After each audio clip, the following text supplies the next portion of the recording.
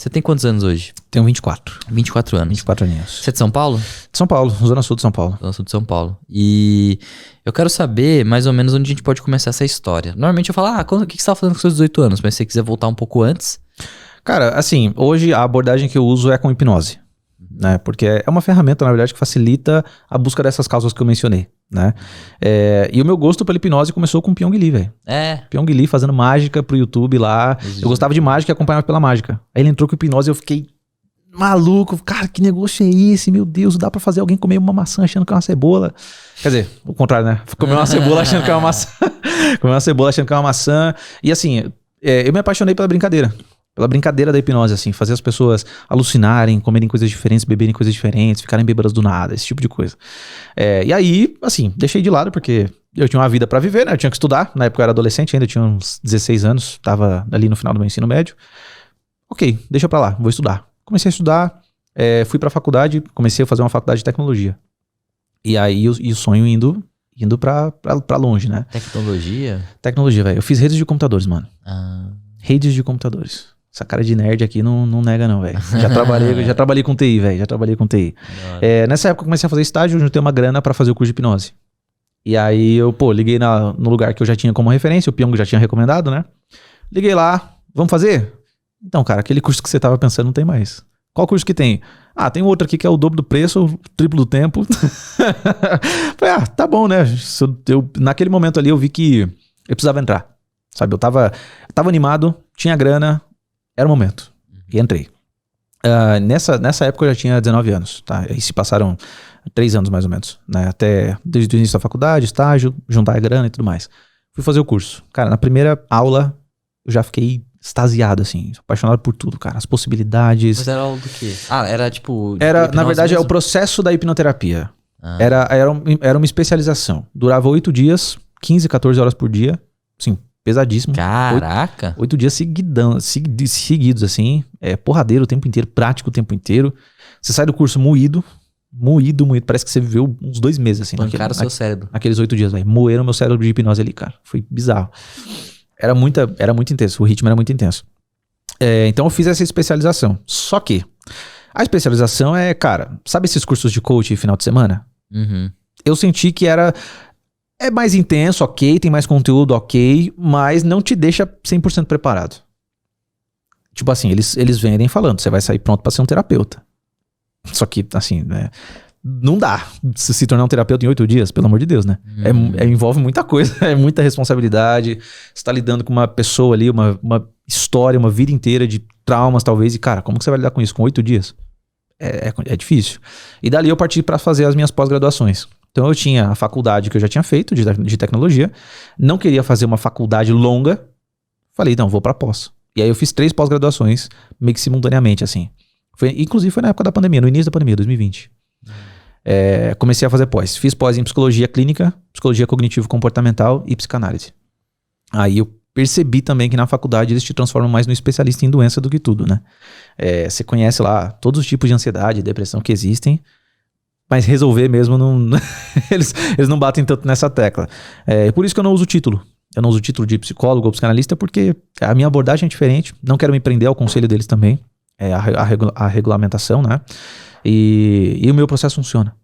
Funciona muito melhor do que esses processos convencionais. Então, eu não me apego a esse título ou alguma coisa do tipo. Eu fiz para ter o título, para dar credibilidade, mas não é útil, digamos assim. Sabe? Então, aí minha jornada começou mesmo fazendo essa especialização. Depois disso é só aprimoramento, estudo, muito horas e horas e horas de atendimento, muita história maluca que eu ouvi dos meus clientes. Quando você atendeu a primeira pessoa? Quando? Eu fiz o curso em 2018, fevereiro. Eu atendi minha primeira pessoa em agosto. Em agosto. Inclusive o depoimento dela, eu gravei o depoimento dela, tá no meu canal do YouTube, inclusive, cara. Da Gabriela. Foi... Eu arrisco dizer que até hoje é um dos casos mais impressionantes que eu já tive. Porque a gente fez uma única sessão de 3 horas. Ela tinha depressão, ansiedade, síndrome do pânico e vício em bebida. E ela não conseguia dormir sem a bebida. Então, não era bem uma insônia, mas dá pra encarar desse jeito. Caraca. Uma paulada só, velho. Uma sessão, cara. Uma sessão. Desbloqueou. Tudo. Crise de ansiedade teve? Não. Depressão? Não. E a bebida? De boa, consigo dormir bem. Ok. E o pânico? Nunca mais. É assustador, velho. É assustador. Mágico. Pra mim, na época, foi mais ainda. Foi mais ainda, cara. Nossa, eu não consigo descrever o que eu senti quando ela me trouxe esses resultados aí. E a gente gravou o depoimento quase um ano depois, assim, dela ter feito. Então não é uma coisa que eu te convenço de que você não tem mais. Cara, é a raiz do problema, cara. É a emoção, é o trauma, é o momento, é a ressignificação, é tudo junto. Tudo junto pra tua mente recriar, digamos assim, o teu padrão de comportamento. E a partir disso, aí o céu é o limite. O caso dela foi impressionante. E o bom é que esse feedback faz você entender melhor que você, tipo, tá fazendo um bagulho que você sabe, né, mano? Cara, total, velho. Total. E foi a primeiríssima cliente, cara. Primeiríssima cliente. Nessa época que eu atendi ela, eu não tinha completado minhas pós-graduações ainda. Então eu fui meio inseguro ainda pra atender, mas eu fiz o que eu tinha que fazer, né?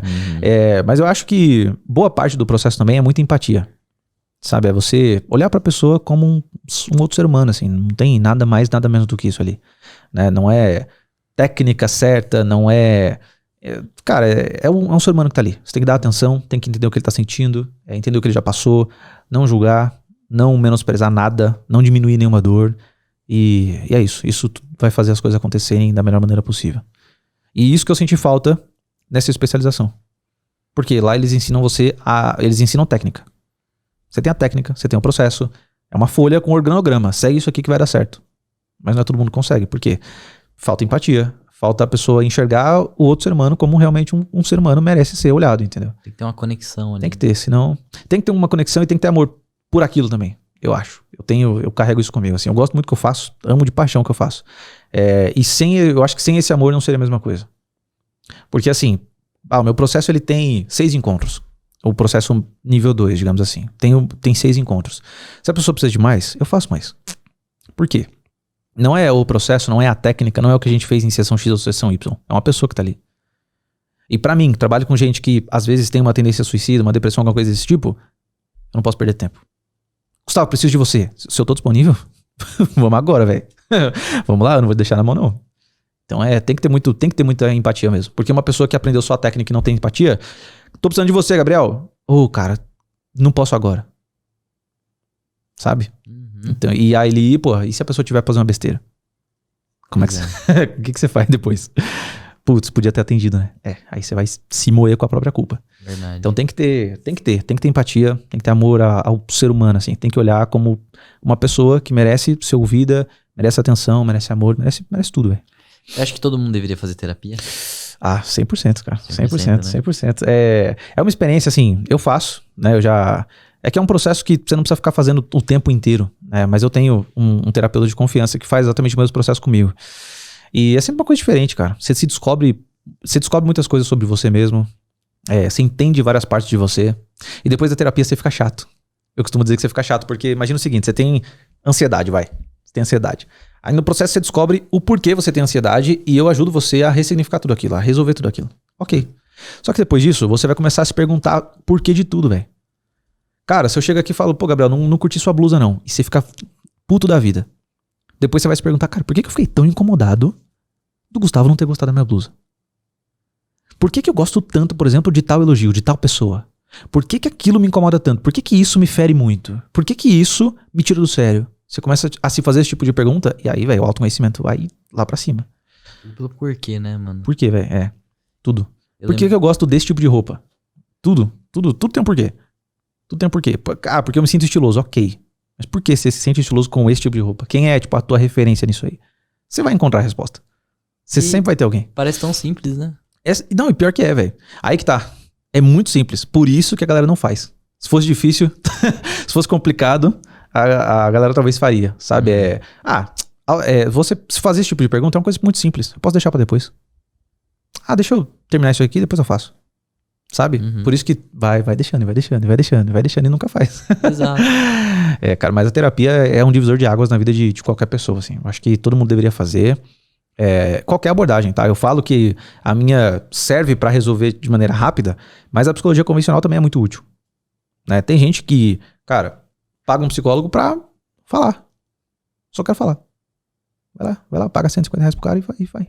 Fica 1 hora falando, 2 horas falando, sei lá. Já era, tá tudo certo. Essa é a sua terapia? Ok. Se alguém quiser começar a fazer uma terapia agora, tá assistindo um podcast, quer fazer uma terapia, tipo, eu tô precisando, o que você recomenda ela fazer? Bom, primeiro, na verdade, eu sugiro que a pessoa pesquise muito sobre o profissional.